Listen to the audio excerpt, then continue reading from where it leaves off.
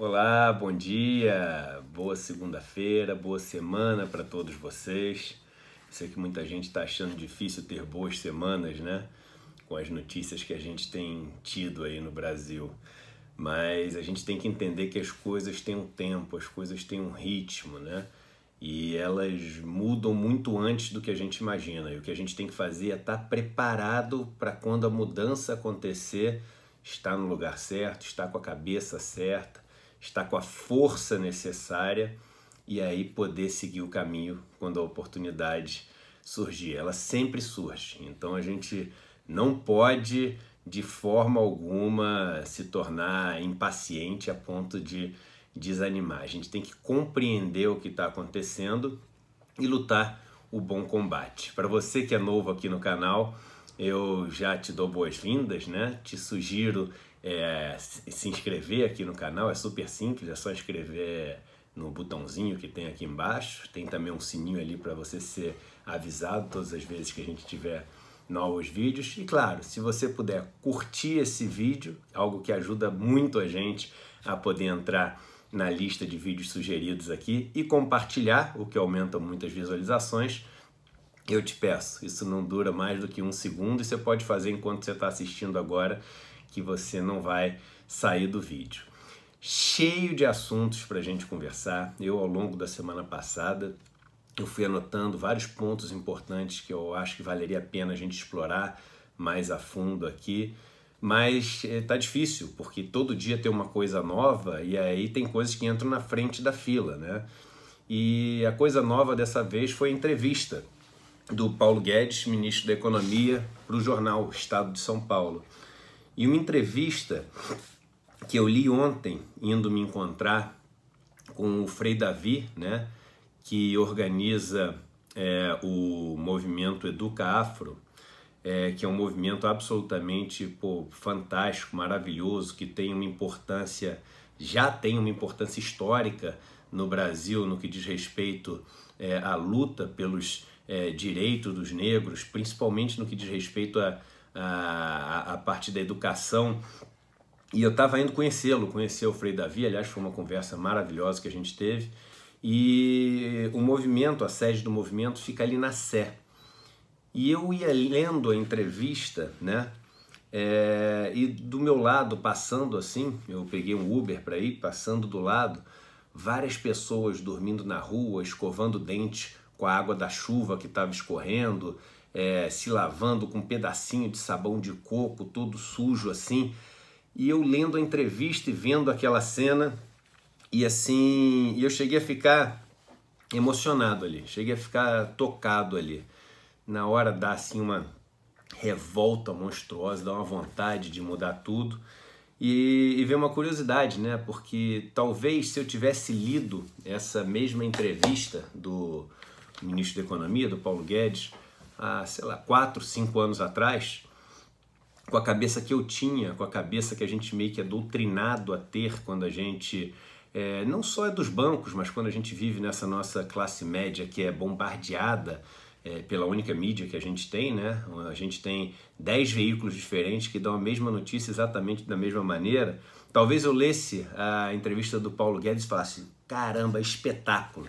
Olha, o cara acertou todas as respostas, é agora que o Brasil vai andar e etc. E é engraçado porque os últimos anos, essa caminhada nessa linha progressista no que diz respeito aos estudos, no que diz respeito ao conhecimento das dificuldades que passa a maior parte da população brasileira, no que diz respeito a essa tentativa minha de criar uma empatia, conhecendo essas mazelas de perto. Eu não só não li a entrevista com essa cabeça de que, poxa, foi brilhante a entrevista, ele acertou tudo, como eu sei que teria lido alguns anos atrás, como eu li a entrevista com a clara percepção de que ela é escrita por um sociopata. E eu sei que a palavra é forte, mas vocês podem procurar no dicionário o significado de sociopata e vocês vão ver uma pessoa absolutamente fria, que não não se importa com o sofrimento do outro, que não consegue gerar empatia, né? Eu sempre repito, empatia vem de você conectar com o sofrimento do outro, patis, sofrimento em dentro, né? Então estar dentro do sofrimento do outro. E o sociopata, ele não consegue fazer essa conexão simplesmente porque ele não consegue ter essa relação com o sofrimento que a gente costuma ter. E lendo a entrevista, eu trouxe alguns trechos aqui, é simplesmente assustador ter uma pessoa como essa no cargo de ministro da Economia. E a gente consegue ter uma percepção, uma noção, uma dimensão de quais são as intenções dele. E isso deveria ser o suficiente para dar o gás que a gente precisa para seguir muito firme nessa luta. Veja o grau de sociopatia, o grau de frieza do ministro, quando ele responde, e aqui eu imagino que isso seja uma transcrição, ou seja, sejam exatamente as palavras que o ministro falou, quando o repórter pergunta até onde o governo admite negociar a reforma da Previdência. E ele responde, a economia de 1 trilhão é o piso.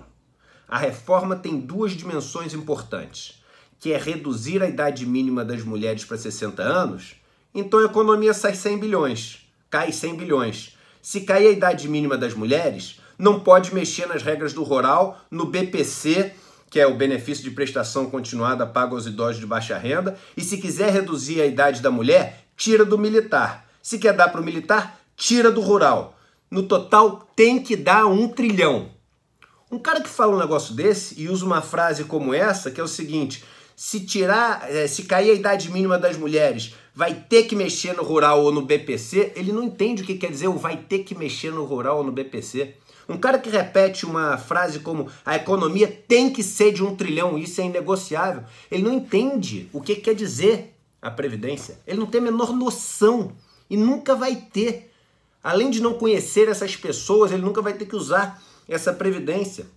Então, ele chega aqui, um pouco mais para frente, ele ainda fala o seguinte, olha só, falando ainda sobre o BPC.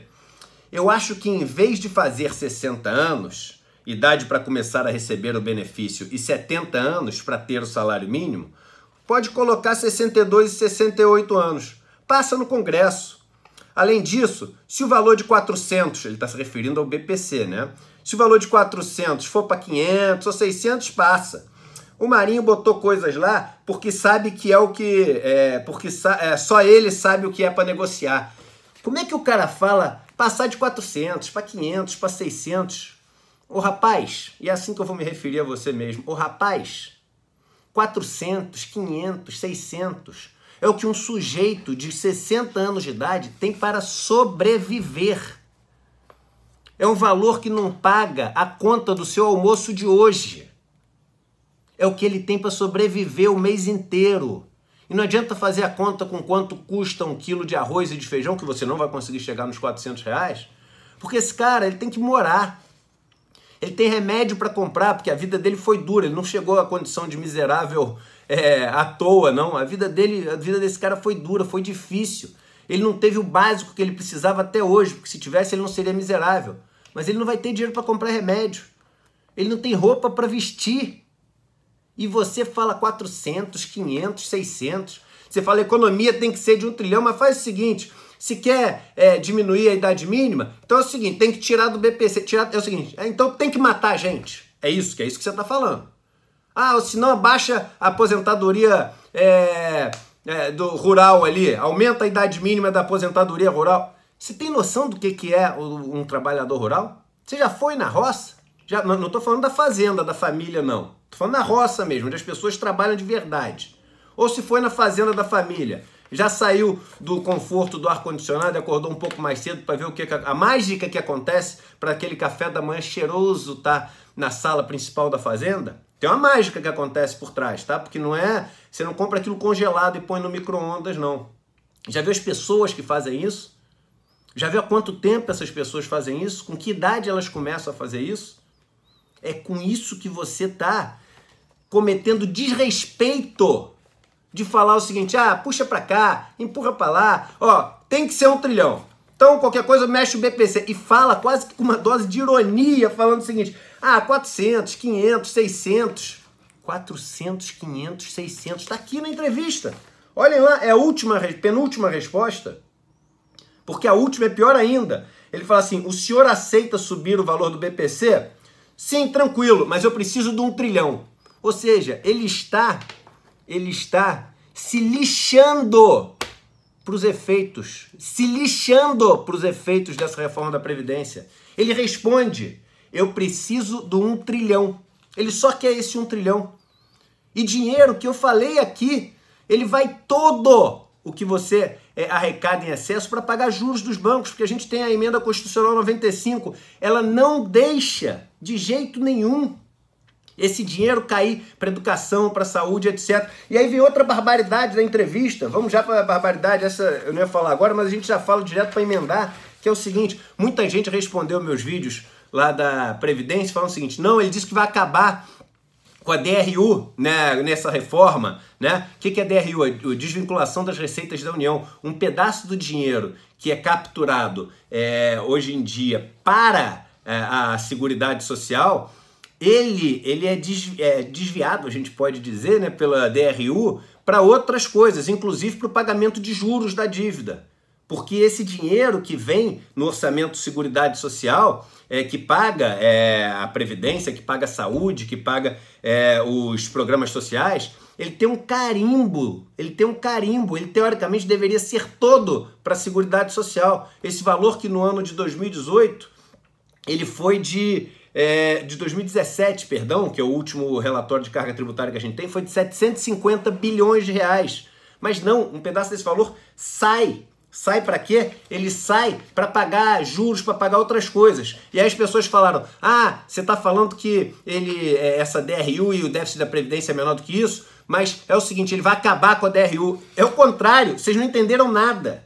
Me perdoe, mas vocês não entenderam nada. Olha o que ele diz o seguinte, e afinal, quando ele fala sobre o Pacto Federativo, e eu já vou dizer por que ele fala sobre o Pacto Federativo nessa entrevista que foi principalmente sobre a questão da Previdência, ele fala... é a desvinculação, a desindexação, a desobrigação e a descentralização dos recursos, das receitas e das despesas. Aí o repórter fala, o senhor quer acabar com as despesas obrigatórias?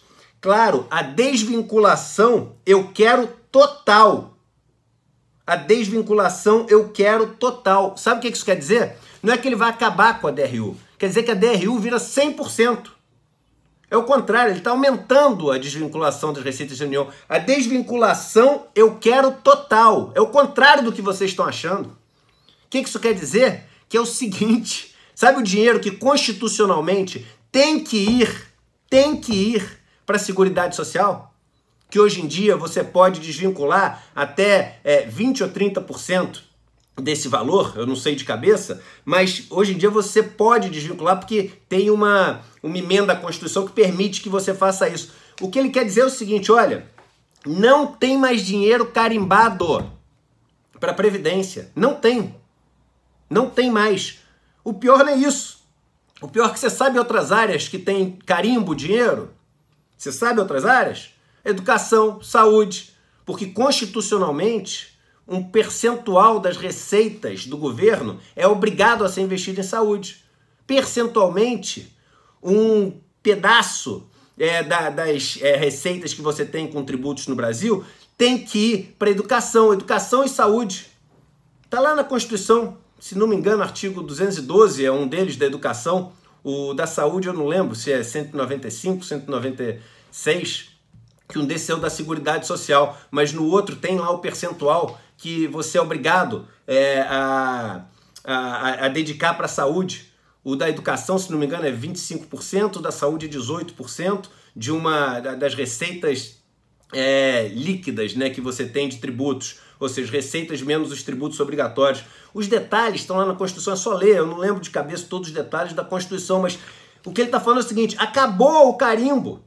Acabou o carimbo. O que ele está querendo fazer? Esse cara está querendo fazer o seguinte, está falando, o cara não tem mais vergonha, porque as pessoas estão absolutamente catatônicas. O que ele está querendo falar é o seguinte, galera, é o seguinte, o dinheiro que a gente arrecadar, a gente faz o que a gente quiser. E o que a gente quiser é o seguinte, é esse dinheiro ir pagar juros para os bancos. É esse dinheiro criar infraestrutura só para as pessoas mais ricas do país, que são quem decide hoje em dia. Não existe mais proteção nenhuma se eu conseguir fazer o que eu quero. Nenhuma para vocês. Acabou o modelo de solidariedade. É assim que se chama, você sabia? O modelo de previdência hoje, o modelo solidário. Ele quer acabar com esse modelo. Acabar, e aí ele fala aqui sobre o que ele quer fazer, por que ele quer acabar com esse modelo, por onde é que ele quer ir? Ele quer ir para cá. O que acontece se o Congresso desidratar a reforma, ou seja, se a reforma não passar? Eu terei muita dificuldade de lançar a capitalização, sistema de previdência em que cada um poupa para sua própria aposentadoria. E ele continua aqui em cima. Quero uma reforma com potencial fiscal suficiente para eu poder bancar a transição para o regime de capitalização. E aí ele ainda continua falando, a segunda exigência para viabilizar o sistema é acabar com os encargos trabalhistas. Olha essa frase. Essa reforma é só o começo. Vamos mexer mais, já já. Tá escrito, ele falou. Sociopata é isso, ele não pensa no que ele fala. Ele não tá nem aí pro que você acha. Ou quero uma reforma com potencial fiscal suficiente para eu poder bancar a transição para o regime de capitalização. Regime de capitalização é o seguinte, cada um por si. A sua previdência vira, sabe o quê? Um fundo de investimento. Esquece, não precisa desse, faz o seguinte, acabou com a previdência, pega um fundo lá, põe uma poupança, todo mês um dinheirinho. É isso. Só que você vai estar programado certinho, mas vira um fundo de investimento. O que ele está fazendo? Está transferindo toda essa estrutura para os bancos. Seria privados e públicos, mas aí, se você olhar as outras notícias de ontem do jornal e de sábado, você vai ver que já estão começando todos os trabalhos para privatizar os bancos públicos, a Caixa Econômica Federal e a intenção do Banco do Brasil também. Porque ele, o Paulo Guedes, quer privatizar o Banco do Brasil e o presidente do Banco do Brasil quer privatizar o Banco do Brasil. Então é o seguinte, você não vai ter mais rede de proteção social nenhuma. Só que é o seguinte, gente, quando o bicho pega, o rico vai sempre pedir ajuda para o grupo, vai sempre pedir ajuda para o Estado. Foi isso que aconteceu quando os bancos quebraram lá atrás, na época do Fernando Henrique, teve o ProER. Foi isso que aconteceu nos Estados Unidos, em 2008, na crise, onde os bancos foram pedir ajuda para o Fed. Foi isso que aconteceu na Europa, onde os bancos foram pedir ajuda para os bancos centrais. Foi isso que aconteceu aqui no Brasil também. É o que acontece quando os ricos têm dívidas monstruosas e eles não pagam as suas dívidas com impostos porque eles esperam refis, que é uma molezinha também do Estado. Tudo isso é Estado, Estado, Estado. Isso é o Estado ajudando. Vocês viram agora o maior guru do pessoal de direito, Olavo de Carvalho? O bicho pegou pro lado dele, qual a primeira coisa que ele fez? Foi pedir ajuda para a coletividade. Pedir para todo mundo fazer uma vaquinha para ele. Eu achei bonito a história, porque mostra como todo mundo, quando o calo aperta, quando o negócio fica feio, pede ajuda para quem? Para o grupo, para a coletividade.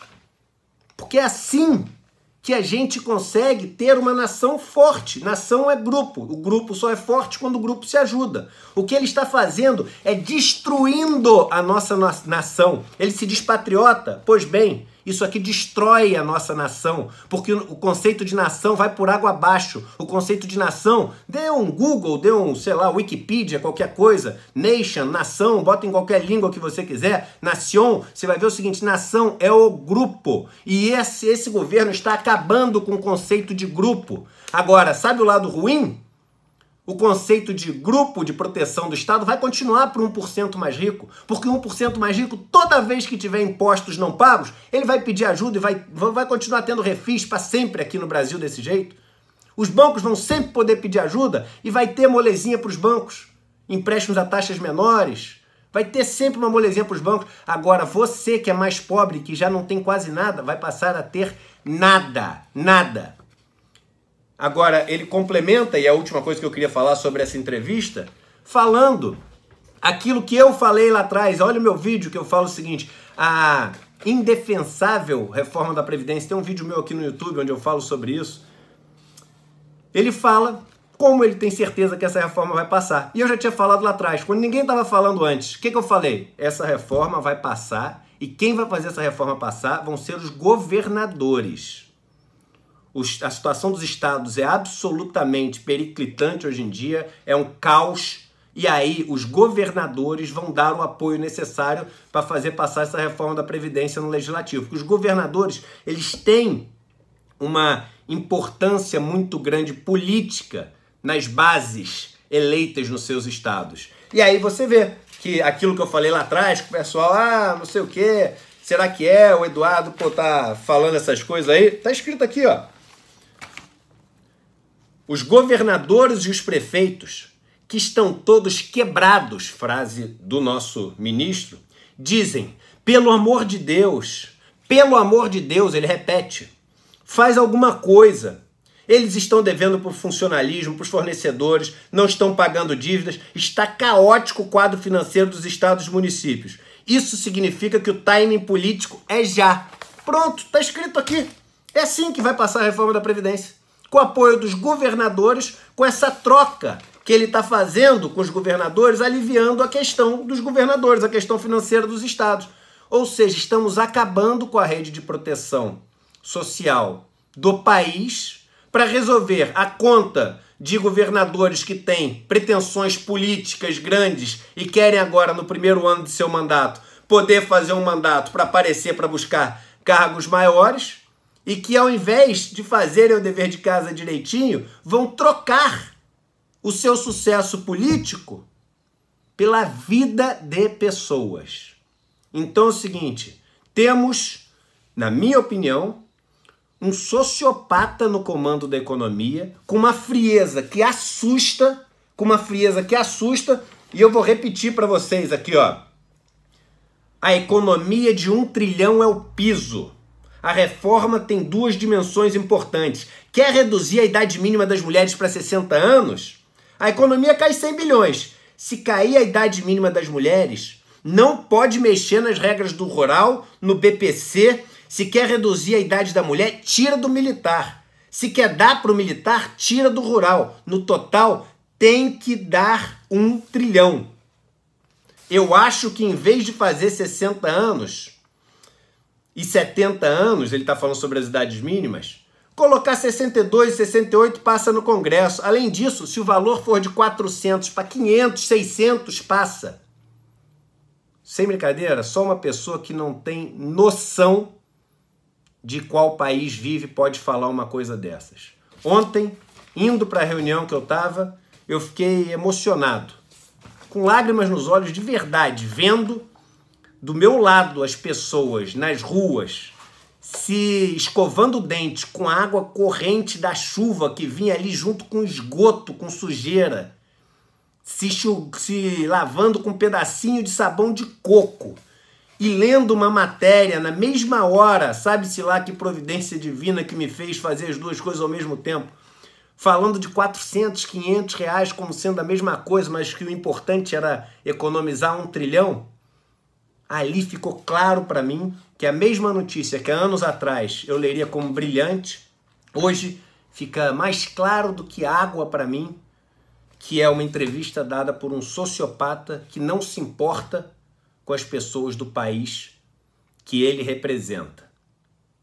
Estamos migrando para um sistema, estamos migrando para um país onde os ricos continuarão a ter a sua rede de proteção e os pobres serão largados à sua própria sorte mais ainda do que são hoje, sem ter o mínimo que a Constituição lhes assegura, acabando completamente com o carimbo de receitas que conseguimos a duras penas com a Constituição brasileira, que conseguimos com sangue derramado por pessoas que lutaram para a gente ter os direitos que a gente tem hoje, para a gente poder ter o mínimo de segurança social hoje. Estamos acabando com essa vinculação de receita. Não haverá mais receita carimbada para o pobre, para a pessoa necessitada, para o trabalhador brasileiro. E aí, para a gente finalizar, eu repito aquela última frase que ele fala, que é onde ele diz que o... Cadê? Aqui, ó. Levem essa frase para casa, porque essa frase é importante. A segunda exigência para viabilizar o sistema é acabar com os encargos trabalhistas. Tá tudo vindo no mesmo pacote, tá? Tá tudo vindo no mesmo pacote. E aí vem a frase final. Essa reforma é só o começo. Vamos mexer mais. Já, já. Um abraço e até o próximo vídeo.